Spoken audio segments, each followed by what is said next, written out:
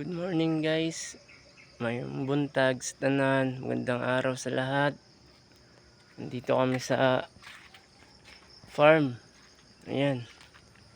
Bibisitahin ko lang yung pinunla akong watermelon. Nakalimutan ko kasing i-demo nung nakaraan eh. Ngayon lang ako napag-video. Medyo busy lang.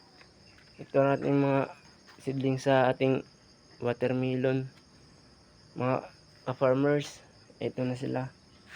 4 days pa lang yan. Ayan o, 4 days pa lang yan. Tumubo na. Yung iba direct magtanim ng ganito. Pero mas maganda kasi kung ipupunla mo muna siya. Tapos para siguradong buhay talaga. Yung ibang buto kasi medyo hindi tumutubo. Hindi mo maano kung tutubo ba o hindi. Maganda naman di i-direct. Kung yung kanya-kanya tayo ng pamamaraan ng pagtatanim eh. Pero yung iba, karamihan din pinupunla. May nagturo lang din sa akin ito eh, mga ka-farmers, na ipunla dapat. Kaya yun, 4 days pa lang. Tsaka nga pala yung ibinaon ko muna sa lupa yung buto niya. Ibinabad ko sa tubig, 1 minuto na pinakamatagal o kalahating minuto, ganun. Tapos ilagay mo sa damit. Paglalagay sa damit, yung damit medyo basa. Tapos maghukay ka sa lupa, ibaon mo ng hanggang 3 araw. Tutugi na siya, magkakaugat na siya. Tsaka mo siya ililipat sa seedling tray. Kaya yun guys, ayan na siya oh. Yan, ganda na. Tumubo na. Papalakihin pa natin yan.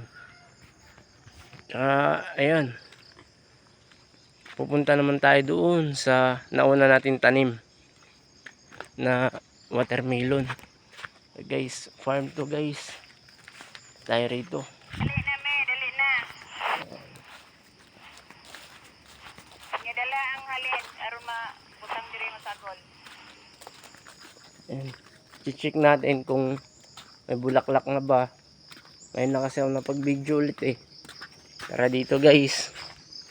Sa aming munting farm. Yan.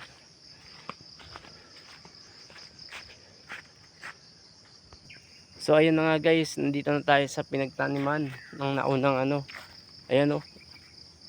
Gugunahan pa siya. Kasi medyo mahal na siya guys. Madamo. Ngayon guys, ito dapat putulin natin to. Kita nyo guys. Yan. Para kumalat yung sanga niya.